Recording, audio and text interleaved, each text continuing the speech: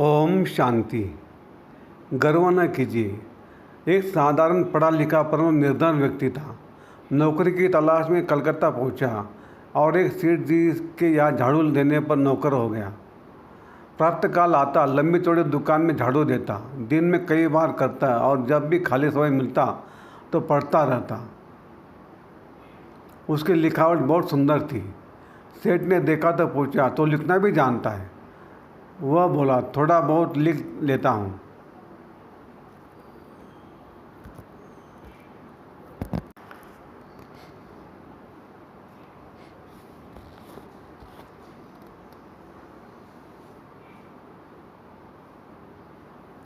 सेठ जी ने उसे चिट्ठियाँ लिखने पर लगा दिया।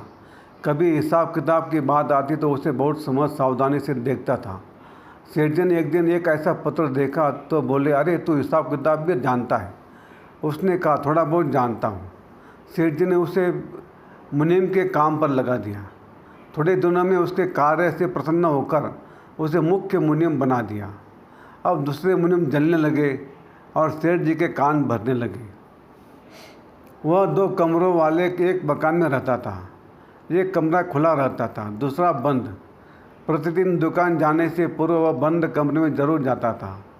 थोड़ी देर अंदर रहता था, फिर ताला बंद कर देता था और दुकान पर चला जाता था। उसका काम बहुत अच्छा था और न किसी संदेह की गुंजाइश थी। ईर्ष्या करने वालों को यह संदेह होता था कि वह बंद कमरे में क्यों जाता है, इसे बंद क्यों रखता है।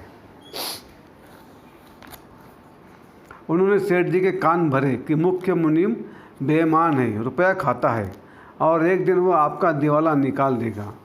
मुख्य मुनीम जब अपने कमरे को खोलकर अंदर गया तो और मुनीम मिलकर सेठ जी को ले गए और बोले कि चोर पकड़ा गया, बंद कमरे में रुपये गिन रहा है। सेठ जी तेजी के साथ पहुँचे। कमरा अंदर से बंद था। गुस्से में सेठ जी बोले, जल्दी दरवाज़ा खोलो, अंदर क्या कर रहे हो? मुनीम ने कहा, थोड़ी देर में खोल देता हूँ। सेठ जी चिल्लाए, अभी दरवाज़ा खोलो नहीं तो हम दरवाज़ा तोड़ देंगे। सभी मुनीम बड़े प्रसन्न थे। मुनीम ने दरवाज़ा खोल दिया। सभी अंदर गए। देखा कि वह साधारण संदूक के अलावा कुछ नहीं था। सेठ जी ने कहा, इस संदूक में क्या है? वह हाथ जोड़कर बोला, सेठ जी संदूक बंद ही रहने दो। सभी मुनीम बोले कि इसी में तो सब कुछ है, इसलिए तो खोलता नहीं। सेठ जी ने कहा, हट जा, हम खोलते हैं, हम इसे अवश्य देखेंगे। बड़े मुनीम की आंखों में आंसू आ गए। सेठ जी ने अपने हाथ से संदूक खोला और आश्चर्य देखता ही रह गया। उसमें थे एक फटी धोती, एक मैला कुर्ता और एक पुराना टूटा हुआ जूतों का जोड़ा। कोई भी इसका अर्थ नहीं समझ पाए। बड़े मुनीम ने हाथ जोड़कर कहा, महाराज, ये वे वस्त्र है जिन्हें पहनकर मैं आपके पास आया था। आज आपने मुझे बड़ा मुनीम बनाकर सब सुख सुविधाएं दी है, परंतु मैं अपनी वास्तविकता भूल न जाऊं। मेरे मन में अभिमान न आ जाए, इसलिए प्रतिदिन इन्हें देखता हूँ और प्रभु से प्रार्थना करता हूँ कि मुझे अभिमान से बचाते रहना।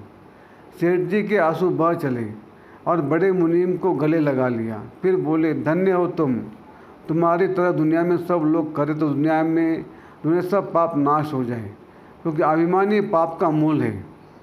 कबीर जी ने कहा है, कबीरा गर्व न कीजिए, ऊंचा देख आवास, काल परे भुई लेटना, ऊपर जमनी घास। अच्छा, ओम शांति शांति शांति।